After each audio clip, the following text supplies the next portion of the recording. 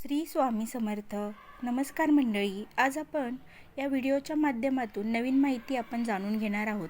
आजची मी जी माहिती असणार आहे ती खास दत्त जयंती निमित्त असणार आहे. कारण 4 डिसेंबर 2025 रोजी वार येत आहे गुरुवार आणि या दिवशी आहे दत्त जयंती.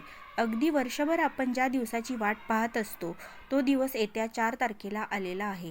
त्यामुळे या दत्त जयंतीनिमित्त आपल्याला त्या अगोदर काही सेवा सुरू करायच्या असतात. आता त्या अगोदर 21 दिवसाची सेवा असते, 11 दिवसाची असते. त्यासंबंधीची ऑलरेडी आपण मागच्या व्हिडिओमध्ये माहिती सांगितलेली आहे. पण ज्यांना काही सेवा करणं अजूनही शक्य झालं नाही त्यांच्यासाठी आजपासून 4 तारखेपर्यंत अतिशय सोपी अशी सेवा आहे. आता ही सोपी सेवा, अवघड सेवा, मग सोप्या सेवेने कमी फळ मिळतं, अवघड सेवेने जास्त फळ मिळतं असं काहीही नाही.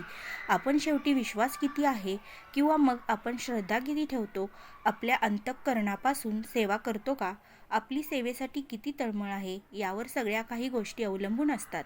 अर्थात आपण जेवढ्या जास्तीच्या सेवा करणार आहोत त्याचं फळ आपल्याला मिळणारच असतं. पण बऱ्याच ठिकाणी असं होतं की कामामुळे जमत नाही, मुलं लहान असतात त्यामुळे जमत नाही, किंवा कुटुंब मोठं असतं, घरातील जबाबदाऱ्या सांभाळता प्रत्येक महिलेला सगळ्याच सेवा करणं शक्य होत नाही. म्हणून ज्यांना काही करणं शक्य होत नाही त्यांनी आजपासून दत्त जयंतीपर्यंत काही गोष्टींचे पालन केलं किंवा काही सेवा जर आवर्जून केल्या तर निश्चितच त्याचं फळ संपूर्ण कुटुंबाला मिळणार आहे. तर त्या सेवा करायच्या आहेत, आपण जाणून घेणार आहोत. आता त्या अगोदर आजपासून 4 तारखेपर्यंत अखंड नामजप यज्ञ सप्ताह प्रत्येक दिंडोरी प्रणीत केंद्रामध्ये सुरू होणार आहे. प्रत्येकाची इच्छा असते की केंद्रात देवाच्या स्थानी जाऊन आपण पारायण करावं, पण अगदीच प्रत्येकाला शक्य होत नाही. त्यामुळे तुम्ही घरी जरी पारायण केलं तरीही चालणार आहे. किंवा काही महिला अशा असतील की ह्याच आठवड्यात त्याचा मासिक धर्म येणार असेल आणि मग इच्छा असूनही त्यांना पारायणाला बसणं शक्य होणार नाही. तर अर्थात जर अशा गोष्टी घडणार आहेत तर नक्कीच नैसर्गिक गोष्टी आहे, त्यामध्ये आपला काहीही दोष नाही. मासिक धर्म आहे तर प्रत्येक महिन्याला आपल्याला मासिक धर्म हा येतच असतो. त्यामुळे अगदी मनाला लावून न घेता जर त्या व्यतिरिक्त आपण नामस्मरण केलं तर त्याचं देखील फळ तुम्हाला मिळणार आहे. जोपर्यंत मासिक धर्म येत नाही तर तुम्ही तोपर्यंत सेवा सुरू करू शकता.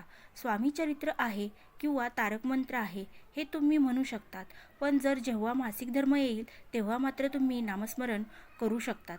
तर ज्यांना गुरुचरित्र पारायण करणं शक्य होणार नाही त्यांनी आजपासून काय काय करायचं आहे हे आपण जाणून घेऊया.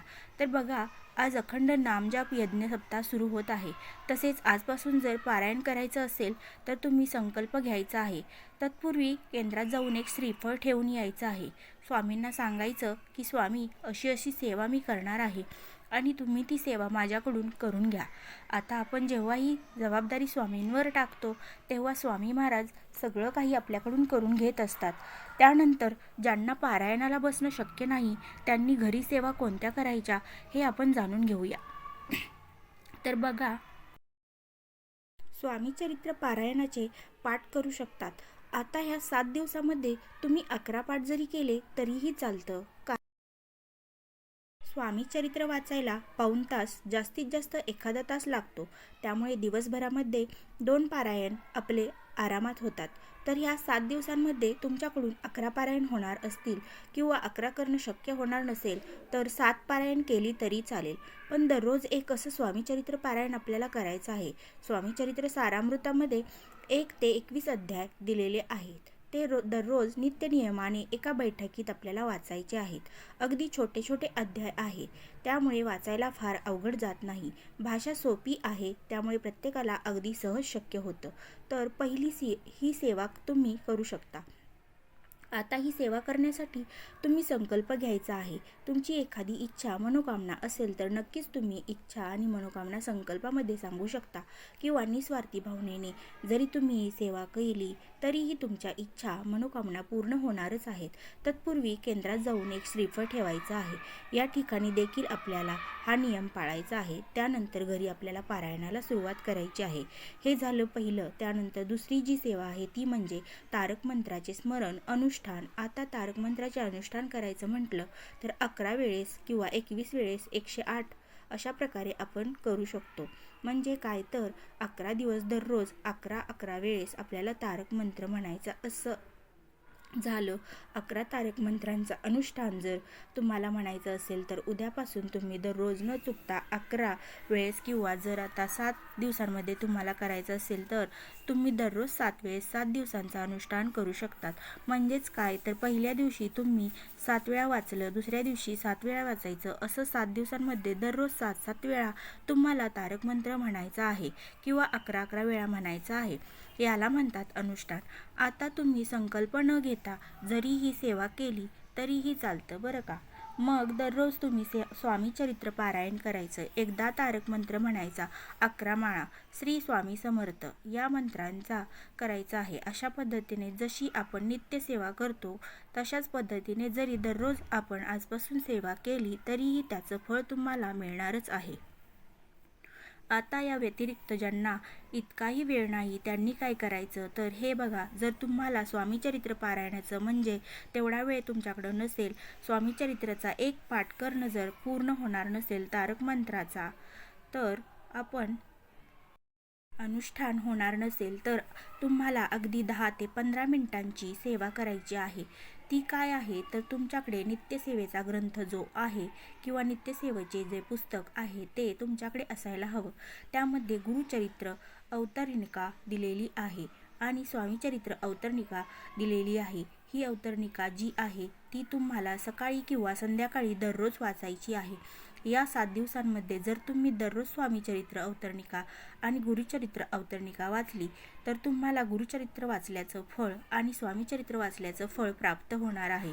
ही सेवा करण्यापूर्वी ओम गणपते नमः ही एक माळ श्री स्वामी समर्थ मंत्राची शक्यतो 11 माळ जप करण्याचा प्रयत्न करा. नाही शक्य झालं तर कमीत कमी 1 माळ जप करायची आणि मग या सेवेला सुरुवात करायची. आता अवतरणिका म्हटलं ना, तर गुरुचरित्र अवतरणिका वाचण्यासाठी तुम्हाला अगदी 10 ते 15 मिनटं लागू शकतात आणि स्वामीचरित्र अवतरणिका म्हटलं तर 5 ते 7 मिनटं लागू शकतात. आता एवढा वेळ तर तुम्ही नक्कीच काढू शकता. त्यामुळे तुम्हाला काहीच सेवा करणं शक्य झाले नाही तर ही 15 मिनिटांची सेवा तुम्ही आवर्जून करा. या सेवेने देखील तुम्हाला जे फळ मिळायचं ते मिळणारच आहे.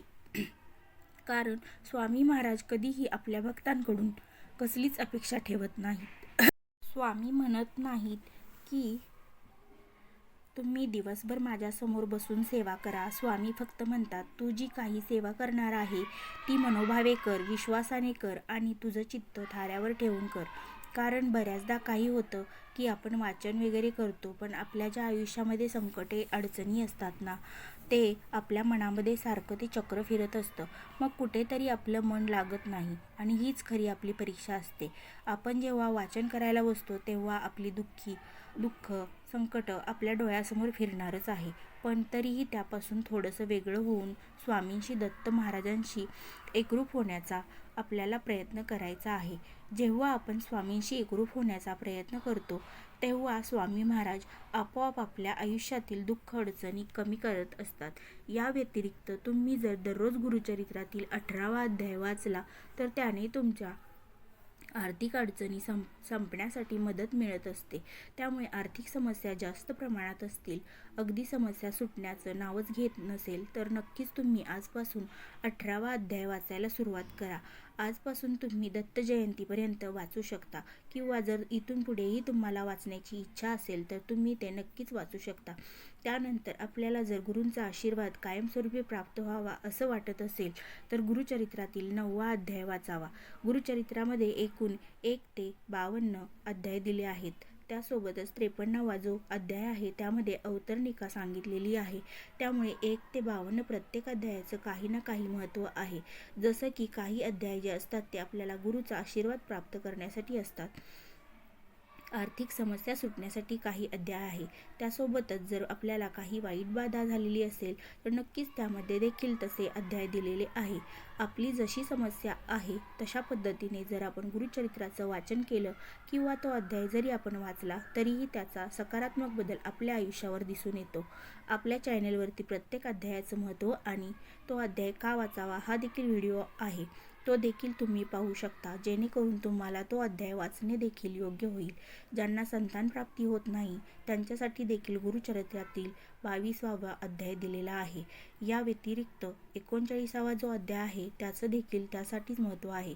फक्त काही गोष्टींचा नियम आपल्याला पाळावे लागतात. ते नियम जर आपण पाळले आणि सेवा केल्या तर आपली अशी कुठलीही इच्छा पूर्ण राहत नाही. आपण स्वामींना जे काही मागत असतो स्वामी आपल्याला ते मन मोकळेपणाने देत असतात. फक्त बऱ्याचदा असं होतं की प्रत्येक गोष्टीची वेळ ठरलेली असते आणि आपल्याला मात्र घाई असते आणि मग कुठेतरी आपण स्वामींवर नाराज होतो. म्हणून इच्छा आणि आकांक्षा तर काय आपल्या कधीच संपणार नाही, त्या पूर्ण होणारच आहेत. पण तरीही जर निस्वार्थी भावनेने आपण स्वामींकडे काही मागितलं किंवा स्वामींची सेवा केली तर निश्चितपणे स्वामी महाराज सदैव त्यांचा कृपाछत्र आपल्यावर ठेवत असतात. तर दत्त जयंतीपर्यंत ही 15 मिनिटांची सेवा करा. स्वामीचरित्र, गुरुचरित्र, अवतरणिका वाचा. त्यासोबतच तारक मंत्र देखील अतिशय प्रभावी आहे.